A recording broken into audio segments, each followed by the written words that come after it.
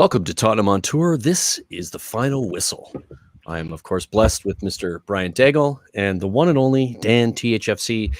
This is our second episode. Really looking forward to getting into it with Dan and some of the calls over the weekend. And of course, we'll manage Spurs calls first. But quickly, before we get into the games themselves and the refereeing, Brian, I know you're stressed out a little bit. Let's see how you're managing life right now. I'm just it's transfer deadline day. Daniel Levy is our chairman. We need players. They're not coming. I'm furious. Apart from that, I'm all good. All right, excellent. So you're ready to talk about some other things other than the transfer window? It's a hard one because we know Daniel, let me ask you a quick refereeing question. If I punch Daniel Levy in the face, do I get a red card? That'll be because of the circumstances of what Daniel Levy done. We'll give you a warning. Thank the you. Jaffa Tanganga warnings. He's going to give you a yellow we'll give you, first. a few warnings. You can hit him 5 times, and we'll give you the Jaffa Tanganga warning against City. Oh, fantastic! Repeatedly give you a warning. Not even a yellow card. Not even a yellow. We talked about bias last week. I think that's what we're dealing with here a little bit, but we'll let it go a little bit. Dan, how are you doing, brother? You just finishing up your school stuff? You feeling good? Yeah, I'm feeling really good. I'm excited for another episode of the Final Whistle. And yeah, I mean, obviously we're top of the league. We can't really look too much into the table, especially. We could have fun with it though, can't we? Yeah, and we could scroll your phone, scroll really, really low. If you scroll really, and then you have to zoom in and scroll even lower. Your phone might give you an error, so you have to reload. And then you'll find it's not an error, Dad. It's not an error. No, I have to say, Cody Mack came up with the best stat when I was on the pump up with him. He said if the football pyramid was just one league, all 92 teams, Arsenal will be bottom on goal difference, and that's a stat. That's a stat. There you go. So yeah, fantastic. So Dan, a few calls over the weekend. I'm going to let you roll with it. Obviously, we'll probably start with Spurs if there's anything in particular there you want to chat about, and then we'll get into some of the other calls throughout the league. So on your bike. Well, the Tottenham game was pretty quiet. I mean, Sean Snow putting up a comment there about the Romero high boot. We'll talk about that in a second. Personally, for me, the high boot rule, it's pretty much changed over the years. The studs up, and I think for me, I would give a yellow, but in the situation of the game, the circumstances at the time, because something that's going on a lot, I've realized, and refereeing decisions, is the timing and the positioning makes the call and the decision completely different. Because if there's a foul in the box, more times than not, they won't call it a foul than if that exact same foul happened middle of the field, in the middle of a normal play. So I think the positioning and the timing was questionable. But for me, I think it is. But I want to get your thoughts on that call for the high boot on Romero. I know you, Brian, Ireland, didn't think so. That could be a little bit of bias there, but I probably is a bit of bias. But I don't know. If you look at the timing, like you're talking about the timing of the tackles themselves, to me, both players were, both had their feet up. He got there first. So are you gonna give? I forget who it was against the other player. For me, he didn't. They both did the same thing essentially, and Romero got the ball. So for me, I didn't see much wrong with it. But it is a high boot. So but I think technically you could have given it to both players, and you wouldn't be surprised if that happened. Yeah. But it was against Passos. So they're pretty much of an aggressive side. They go into every tackle. It's not really necessarily a 50-50. It's a 60-40. Yeah, fair enough. You know what? I'm so happy you said it was against Passos, because I've been sitting here waiting for you to say, what did you think, Brian Daigle? And I was literally on a watch along with Eugene, and I didn't even know Romero got on the pitch yesterday. I was like, did he even come? What did I? And thank God it was Thursday, because now I know what you're talking Thursday about. match, yeah. I was like, what are you talking about? But okay, now I'm with you. Yeah, I don't think it was a yellow card. You think it was a yellow card, Brian? No. No. A little bit of bias. Yeah, maybe. It's fine. We're allowing bias on this show for today. Yeah. But you guys want to move on to the Watford game, because I thought there's a few things that. Sure. Well, it's your show, mate. You tell For me, I want to talk a little bit about the Moussa Sissoko foul. Did you think Moussa Sissoko on the back of the mind is like, this man is the reason why I've had to leave Tottenham? I'm gonna show him what he's dealing with. Are you talking about his yellow? Oh yeah. Yeah, probably a little bit of that. I think there's, I think whenever you go play your ex team, and there's a moment where you get to be a little bit aggressive and probably show a little bit that you're annoyed a little bit about not being there anymore. It comes out a touch. So, but I don't know, yellow card. Maybe it's it was probably yellow. It was pretty aggressive. It was pretty sloppy. It was typical Musa Sissoko. It wasn't nearly as good as just skying the ball over the net 100 yards, which still hasn't landed yet, which I thought was hilarious because I always thought that's more Musa Sissoko. That's the one we know and love. So yeah. But if you want, what I could do now is I've got this idea for the show. So I have the stats from every game that we played this week, the Conference League game and the Premier League game. So the first decision that was made was Christian Romero yellow card. We've gone through that. Then 63rd minute, Brian Hill yellow card. Trying to remember that. Do you want to walk through it a little bit? I'm trying to remember exactly what happened. I'm trying to remember it as well. So let's just say it wasn't a yellow card. If we can't remember it, it obviously wasn't that ugly. I think there was a bit of a speaking of bias. I don't know if it's bias from the referee, but it did seem like Spurs got more yellow cards when it came to that game. When it came to Paco, probably the team that should have deserved more yellow cards based on how physical they were. So yeah, it was a bit of a strange one. I don't remember the details of it. I do remember complaining about it, going, "Oh, come on, why is that? How is that even a yellow card?" So likely it wasn't a yellow, but again, the bias. Yeah. I mean, in the Conference League, you gotta expect some referees to go in, it's Tottenham Hotspur. Let's knock them off their pedestal. But as we talked about, Daniel, I have to say with these European refs as well, what I noticed when I was living back home and I used to watch us when we were in the Europa League or whatever, that when those referees that they put behind the goals for the Europa League games were the most two pointless people I've ever seen in my life on a football pitch. They never gave anything, even though if there's a blatant foul in the penalty area. They just didn't. They just got paid like £500 just for standing on the goal line for 90 minutes. So I think there's a huge difference between the FA, obviously the Premier League referees and the way we deal with things, and let's say the Spanish or the French or the German, because we're a lot rougher and whatever. So it's very easy for a foreign ref to give a yellow card, I feel, in Europe for us, as opposed to the other way around. Yeah, I'd agree with that. But bias, that's the topic for another day. That should be the new show, the final whistle biased. Yeah, we'll just change the name of it up. Absolutely. Just a quick question, Brad. Was that a game where there was no VAR, or Dan? Do you recall? Was there VAR? With the referees? With the referees behind? Oh, this was way before. This was before the goal line technology. Oh, okay. You're talking about a while back before that, right? We're talking about before I was born. Yeah, exactly. So this was the point of it. Essentially, was that they needed extra refs to kind of determine those situations behind the goals. Right. I don't even remember that myself either. Oh, it was the most pointless things. Pointless things ever. They never gave anything. Yeah. Well, in the Watford game, a few decisions that happened. Harry Kane foul in the 45th minute. Dele Alli foul in the 61st minute. Oliver Skip foul in the 85th minute. And the foul that we talked about, Musa Sissoko, in the 54th minute. I'll say this: the refereeing decisions were a little bit more quiet this week than most usual weeks. I didn't really realize the referee, making that much of an influence this week. I'd say in other games, the referee made way more of a difference than in this one. But yeah, I mean, I just want to get your guys' thoughts on the Watford refereeing decisions. Was he? We could start this new part about the show. Rate the referee's performance 1 out of 10. Oh, do you know what? Yesterday, I mean, I was watching the game. Obviously, like I said, I was watching the watch along with Eugene on Spurs Persuasion for most of the second half. So I was kind of looking up, looking down, so I didn't get to.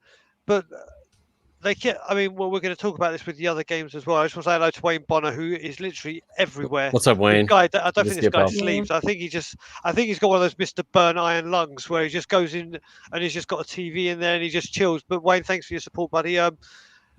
Yeah, I mean, I literally think we'll talk about in other games how easily they're letting it flow. I am enjoying that, and like that. If anyone saw the highlights to the Burnley Leeds game, that was an old school game of football where some of those tackles were naughty, and the referee was just letting them play. So Patrick Bamford. Patrick Bamford came out after the game and said they're doing some type of jiu-jitsu on me. It's ridiculous. I mean, Ben Mee had a horror tackle. Ashley Barnes, who for me is one of the most filthiest players you could ever wish to meet, came in with a horrible lunge. But yeah, I think our referee was okay yesterday. From what I remember, he let the game flow. There wasn't any like. I think if I said I wouldn't. It's very hard for me to rate a referee out of 10. Let's do it out of 5 because I'll give him a 3. Yeah, I'd have to say he didn't affect the game too much. I thought some of those calls, and when I initially saw them, the bias did kick in a touch, and I went, "Oh, come on, ref!" And then I watched the replay, and I was like, "Yeah, it's probably a foul." So, just that sort of passionate reaction that we typically have when a ref makes a call. But like Brian said, and it has been free flowing football to some extent, but that's also been you've seen a lot of players get smashed up quite a bit more than we're used to seeing, which I don't mind as a fan, but I also don't want to see our best players getting injured either. But I thought the referee did a pretty good job. I'd give him a 3 as well. I think 3 is probably the appropriate score. Yeah. I'd give him a 4 because that actually was. I like to give referees the credit that they deserve because obviously I know what it's like to be criticized as a referee. So I think he didn't make anything wrong. I don't think I've ever given a referee a 5 out of 10, a 5 out of 5 in my whole lifetime of rating. I would never give a referee a 5 out of 5 because there's always one call. Oh, the ball went out for a throw. Like those little things. Yeah. And I think that game, the little things kicked in. That's the only thing you can say about the referee. The little things, like a throw in that you could have said, oh, a corner that could have touched him, but he made the right decisions. I don't even think he had to go to VAR once. So it was a good refereeing display. But if you guys want, we could get into the other games, which will be the more juicier part of the show. Exactly. This week, they've been absolutely. I mean, we could start about the more controversial one, Chelsea versus Liverpool. I want to get your guys' thoughts on the handball and the penalty because I thought it was a penalty, but I thought the red card was pretty harsh. But with the rules that there is today, it was a red card. What was your thoughts on the red card and penalty? Brian Dale, you can go first for this one. So this is where we're getting a bit confused with the refereeing rules because I was under the impression last year. I know they changed it again, but you weren't kind of getting double jeopardy. Like if you committed I'm Cody, as you know from our Twitter group. But it literally got to the point where you weren't getting double jeopardy. That if there was a foul and there was a penalty, you weren't getting a red card. So I think that may have changed. But I agree with the card. But what I don't agree with, which is exactly what Tuchel said and exactly what they said on our broadcaster, is the referee didn't even look. He went over to the camera, saw it on a freeze frame, didn't even watch the video, penalty. And I think that was a little bit stupid. Because you don't get to look at all the views, you don't get to look at how the movement probably. So I think it was the right decision, but he went about it the wrong way. Yeah, I think that's probably. I would agree with Brian to some extent on that. I think it's definitely a penalty. I think anybody argues with that. He stops the ball with his arm from going in the net, and his arm, despite it being it's kind of slightly away from his body. And I think if the ref did watch the actual video rather than the still, it's even more a red card, because you see in the video when you watch it, he does a move with his right arm. It shifts when the ball comes off his thigh, and it looks like he's adjusting naturally. It's a natural reaction to that happening, but he ends up hitting the ball because of it. So it's even more of a red card for me if they watch the video. So I don't know that Tuchel's got a point there that means anything. I think if you watch that video replay a few times, it's like, I mean, by the letter of the law, I don't like it necessarily. I think it sucks for the game, but you have to call by the letter of the law, right, Dan? Like if you're the referee in that situation and you see that on a replay and what you've been told before the season starts, this is how we're calling these situations, you have to call it. You can't just be like, oh, in this case, I'm not going to because it makes me feel better, or it's going to ruin the game, or for whatever reason they're going to sort of come up with that they want to justify it. But for me, I think they were instructed to call it that way, and that's the appropriate call. And had they shown the video, that's even more so of the right call if Tuchel's going to whinge about it. Oh, it's not the fact that he would. What I'm trying to say is, if that instance was a red card, there's no doubt about it. but there are going to be other incidents like that where a referee's going to go over, and maybe it's not as clear cut as that one was. Yeah. And that could really affect the game. It could, but I mean, again, it's what they're instructed to do. Cody Mack makes a point here. I wonder if the refs have been instructed to expedite the process this season. And I think that's the key thing. They probably have been, right? Because we know that things have happened from a VAR perspective a lot faster, which I think most of us would appreciate. I know I do. I'm like, at least they're not spending too much time on this. They've shown, it shows what they're supposed to call. They made the call, they moved on, and the game moved on, and that was despite it ruining the game, or not making it as competitive. You shouldn't have hit it with your hand. Like the letter of the law is it's a handball and a red card in that situation. Well, speaking of the letter of the law, I don't know if you could see it, but I'm screen sharing the law from the FA, and I'll read it out here. Great to see. Let's see that. Yeah. Not every contact of the ball with the hand or arm is an offense. A player's hand or arm position should be judged in related to their body movement in that particular situation. Removal of the accidental handball, attacking handball offense of the reference to a teammate and creating a goal scoring opportunity. The offense of using a trick to circumvent the law against the goalkeeper handling the ball from deliberate kick from a teammate applies at goal kicks. The instigator is to be cautioned.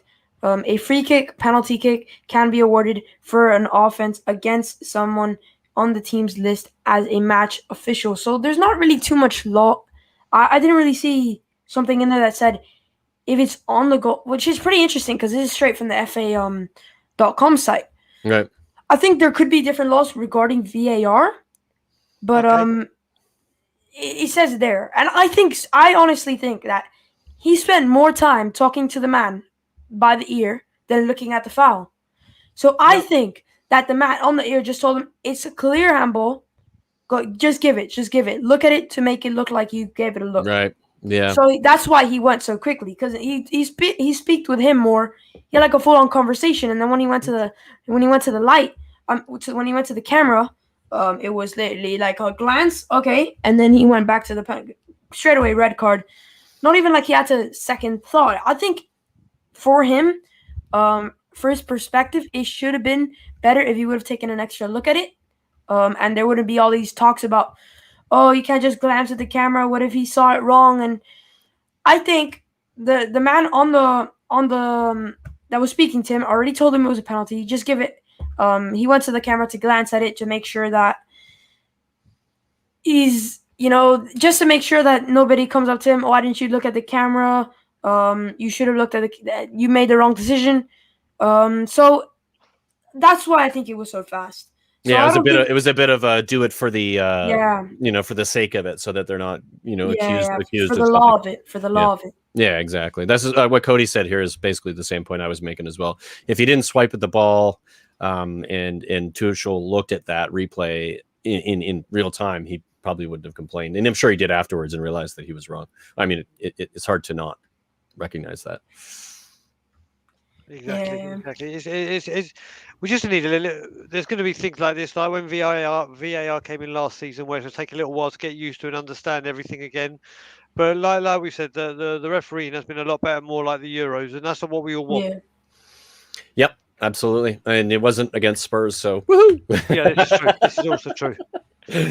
Another thing is, I thought the players from Liverpool actually were giving Reece James sympathy. I don't know if you saw it. Yeah. As soon as it was given, the Liverpool players were like going up to him like with faces like, "Damn, that was a harsh call. That was a harsh call," but it was the right call. And if you're gonna, I think the fans shouldn't direct their hate towards the referee. They should direct it to the law. Yeah, the referee has no say in that. It's what he learned. That's how he got his license. So he has to do what they're telling him to do. It's not like he could just, oh, well, I think that was a harsh decision to give him a red card. So F the law. Nobody cares. Just for the sake of humanity, don't give the red card. No, it's like the law. It's the law. You have to do it. Yeah, exactly. The definition of the law is something that you cannot avoid. Yep. So how are you just going to... So that's why I think if you're gonna be mad at it, be mad at the law instead of the referee. Yep. But I mean, what did you guys think was harsh or correct? At the beginning, I thought it was harsh. I thought it was definite penalty. Definite penalty. I thought it was harsh. But then when you look at it, and like you have said, and Brian has said, with those laws that you've just said, it's pretty much. Sorry. I love this, man. Cheers, I Bobby. Thanks for being here, Bobby, pal. what are you doing up at 2 a.m, brother? That's what he does. I know it's because it's transfer deadline day, and we're going to be really busy today. Sorry, I just had to. I can't. I've Chuck got it in there, Brian. I Tourette's. couldn't resist, could you? Yeah, Levy Tourette's is going to be out in full effect today. So yeah, I think it's just to be getting used to these laws. But like we said, it's always I thought it was harsh to begin with the red card, but when you look at it and you explain like you did, then it's like you said, it's the law. It's not the refs. It's the law. It's been taken out of his hand. Yeah, exactly, and that's exactly what I said initially, and I stick with it. I think you don't have to like it, but you have to accept it. And I think the whinging about it post game from a coach is, I think that's just showing face to some extent that he's annoyed that it happened and it kind of ruined the game. But again, I think if Tuchel looks at that and he's like, I guess looking at the law and looking what happened, you got to accept it. It doesn't. It's not exciting. It doesn't help the game, specifically that game in particular. But if it goes the other way and they don't give the red card and Liverpool freak out, they're going to have the same thing to bitch about, just on the other direction, right? So it's I think it's the right call. I think it's the right thing to do in a difficult situation that the referees have to make. Yeah, definitely. But we're gonna move on to the Manchester United game. I want to get to this topic with the Wolves because it's one that we brought up last episode. And it's been brought to full effect. Adama Traore, we were talking about this last episode. When a club targets a player, yep, and then he tackles him, gets a yellow card, then brings on another player to do the exact same thing, gives him a yellow card, brings him on. And they did that exact same thing to Adama Traore this weekend. I want to get your thoughts. Should have the referee taken more cautions to what Manchester United were essentially doing? Or do you think it's just football? It's the game. There's always going to be that, shithousery from the other team. So not really to get too much into that. But what are your thoughts on that type of what Ollie told Manchester United to perform against Traore? Go on, Ireland. Yeah, I mean, I love a bit of shithousery, to be honest with you. So I struggle with having a problem with it. Again, like if it was my team, I'd be annoyed in the moment. But it is tactical. It is necessary to win, right? Like you do whatever you can to try to get a result. And if it means the best player who's basically like shredded you apart, if he could finish or create, it would have been an easy win for Wolves.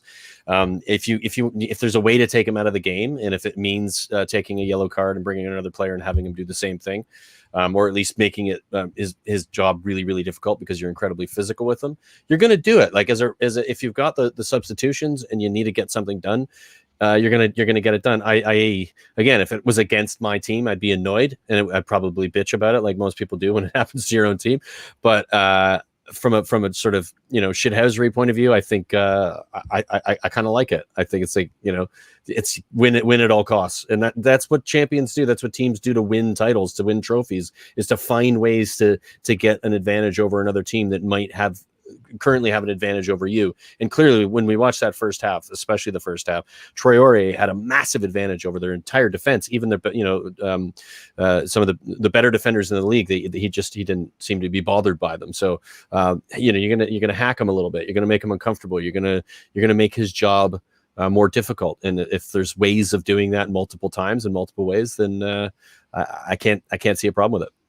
Well, Sean Snow brings up I forgot. Which one is that? Yeah, Sean Snow brings up a really good point. We did the exact same thing against Sarr. Yep. Yeah. I'm gonna bring you this stat. He was fouled 5 times.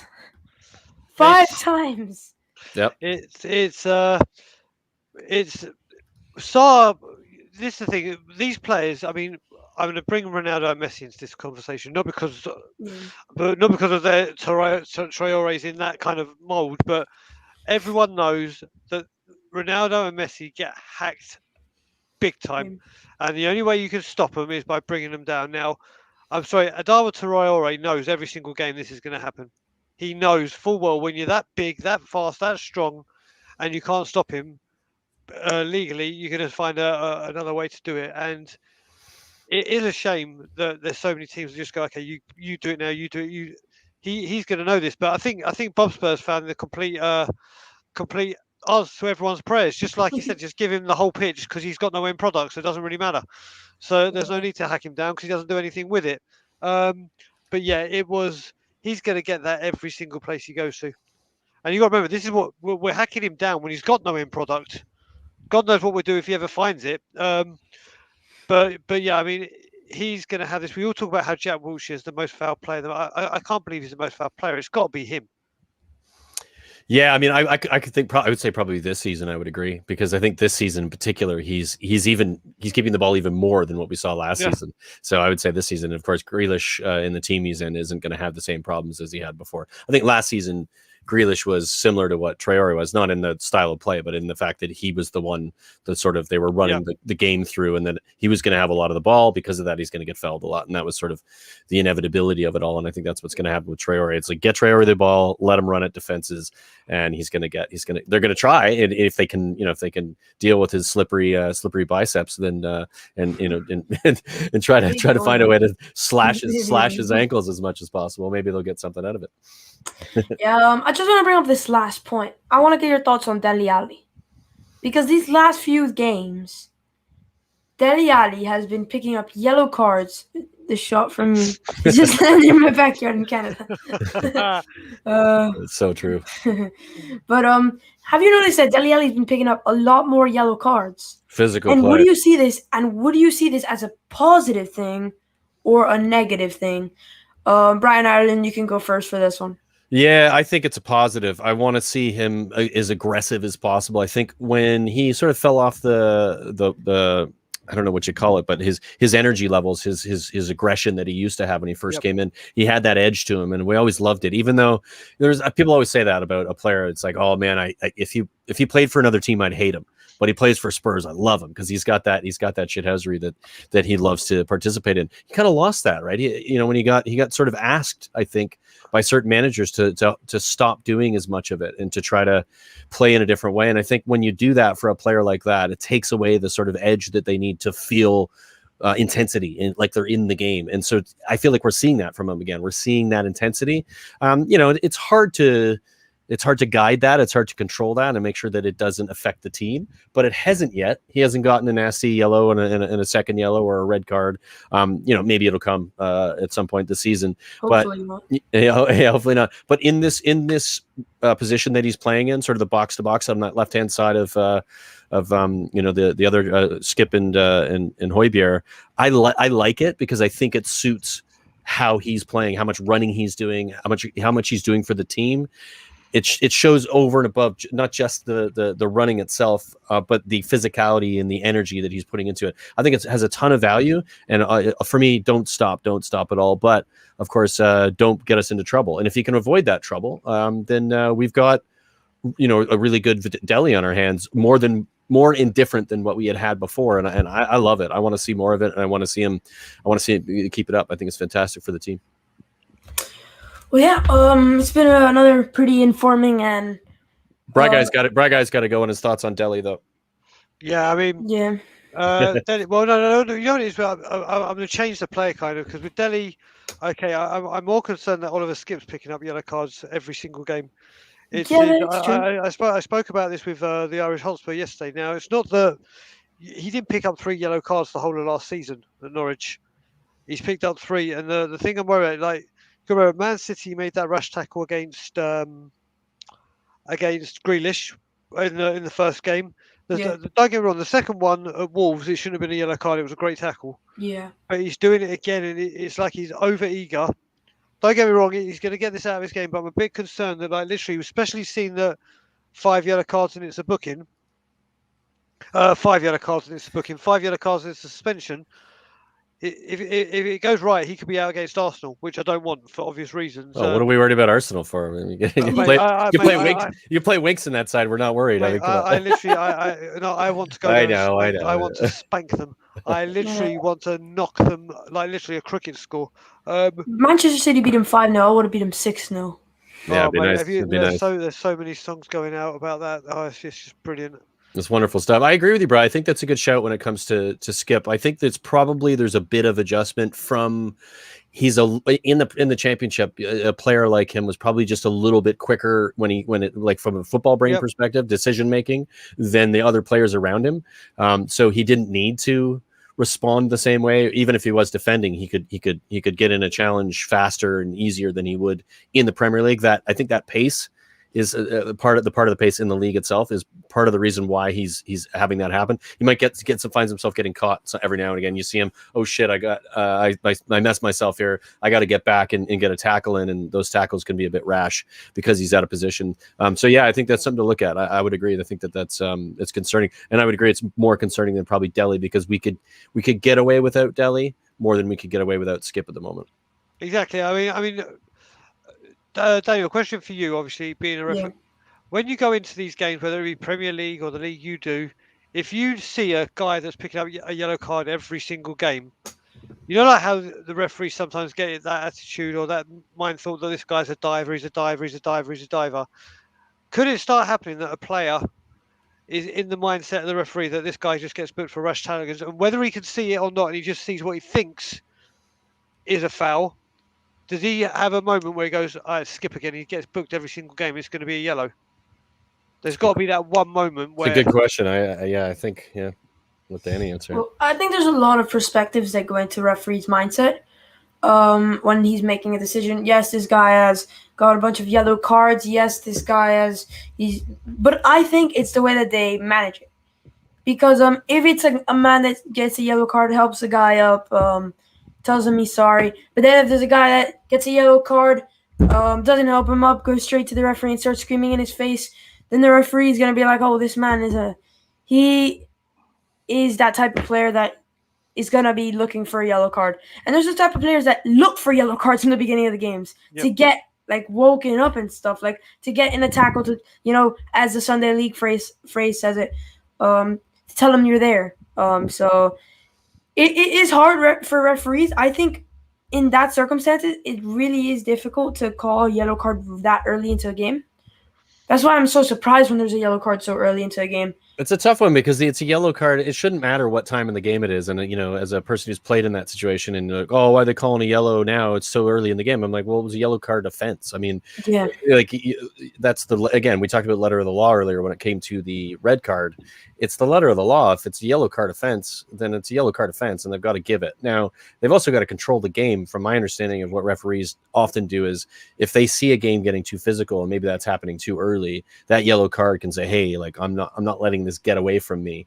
And they'll call it early just to sort of calm it down and to try to stop the players from getting too overly aggressive and injuring other players. So again, it depends on the game, depends on the fixture, and it depends on the league, of course, too. Like you mentioned Sunday League. I think they do that more often in the Sunday League because they're like they don't want anybody to get hurt, and they got to work the next day for the most part. But it's an interesting one. I'm curious about that. We got a question here from Cody. We're running out of time here, guys, but it's a bit of a shorter show on our final whistle. But let's ask Cody Meg's got a question. Danny, let you answer this. So would you guys agree that so far Skip has basically been the best version of Moussa Sissoko? Well, that's why I think Moussa Sissoko went for the tackle. Mad at him. Jerk. Yeah. But he was aiming for Reguilon though, but he timed it badly and he got Skip instead. That sounds right. That sounds right. I'm not sure that I've actually seen Oliver Skip shoot yet. I think you're right. I don't think I have either. That's a good shot. So it's that type of situation where until he shoots, we won't know if he's a better version of Moussa Sissoko. If he thinks he's playing baseball and hits a home run, I don't know. But honestly, the way that Moussa Sissoko was shooting, it was like no one can compete. Of course, he had to do it in this game. He has to be the best. He is probably the best at being the worst at shooting.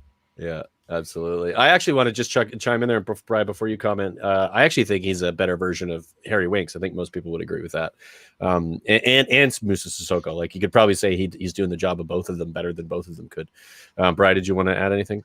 Yeah, I mean, I don't think he's a better version of Sissoko. I don't think he's a better version of Oliver Skipp is I don't say once in a generation like a Gaza. He's not that at all, but he's not like those two players at all. He is his own man. He is I don't think he'll be a defensive midfielder as well. I think he will become like a Højbjerg as well and start as he gets more mature and starts playing. So I think we've got. Look, if I was to liken him to a player of what I think we've got here with the Tottenham player in the past, I would say we've got a very young version of Michael Carrick. Yeah, I think that's a good shout. I've heard that comment before. I would agree. That's who I'd say if I had to liken it to a Spurs midfielder that I think, or a Tom Huddleston, but obviously a skinnier, not as strong. But Tom Huddleston, I used to love that dude. I used to love Tommy Huddleston. Just a shame about his injuries, but I would definitely say if I had to liken Skippy to a type of player that he will be as a Spurs player, I see him being more of a Carrick. Yeah, good shout. Just one more comment here from Andre Gonzalez. It's a bit of a controversial one. Skipp has been pretty disappointing, to be honest. He was much more dynamic at Norwich. We sort of talked about that a bit earlier, Andre, in regards to the league that he's in. Only 3 games, but Skipp was far more integral at Norwich. Again, from my perspective, the league we were in, you're not really going to see Skipp play the same way he played in that league. It's much different. Pace is much different, and what's expected of him in the side as well. I actually like what I'm seeing him do is allow Højbjerg to go further forward and create, which we hadn't really seen from Højbjerg before, except in the Euros. So nice to see. Dan, this is on you now to sort of finish us off here. 37 minutes in, second episode of the Final Whistle. Any final words? Yeah, it's been another pretty interesting episode of the Final Whistle.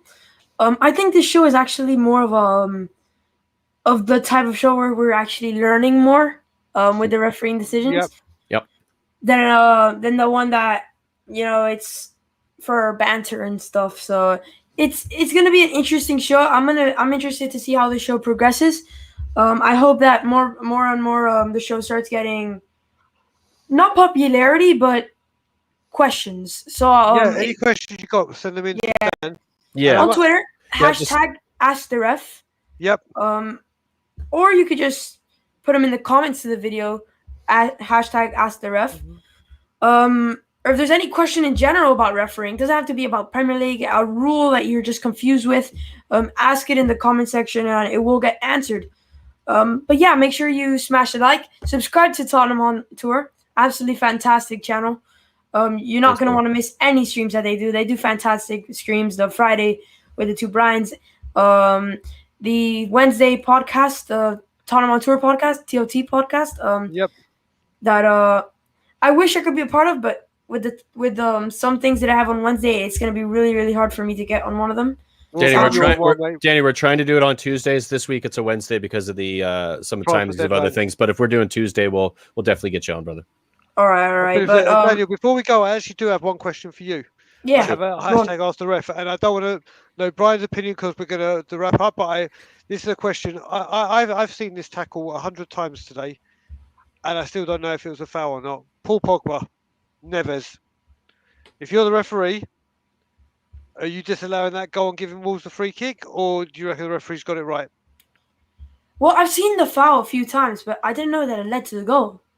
So what happened is when that foul went off, Man U went up and scored within that passage of play, like literally 10 seconds after.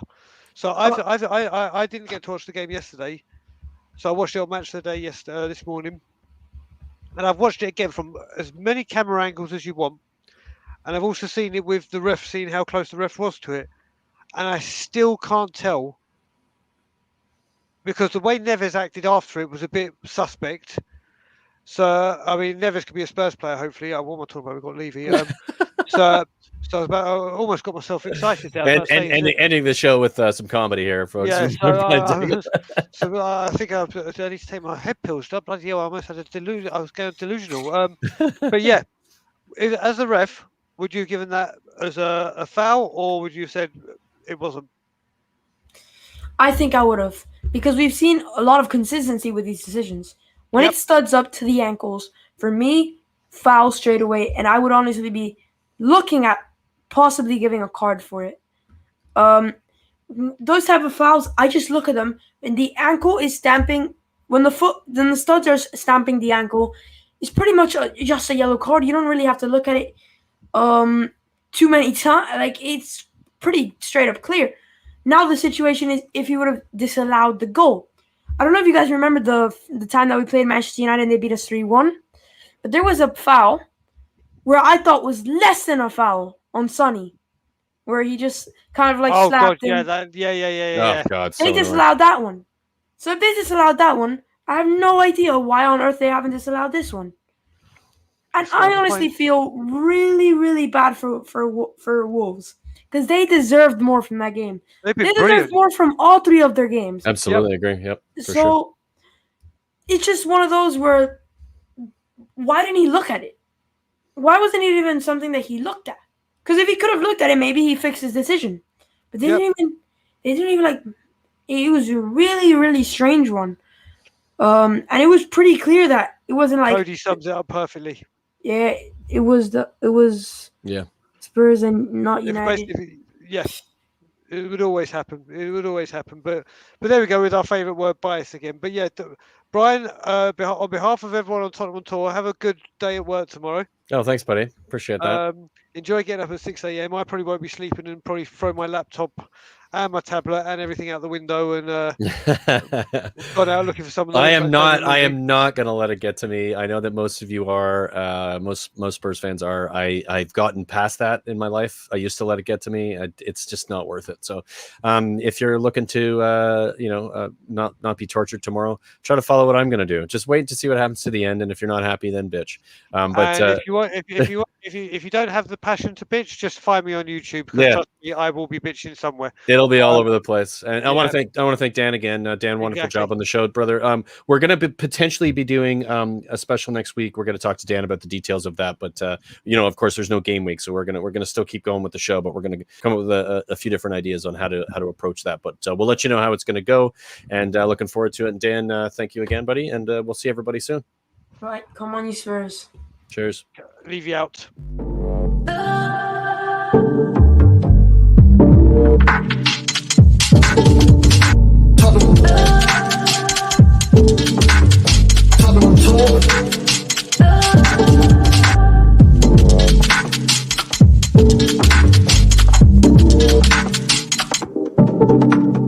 Tottenham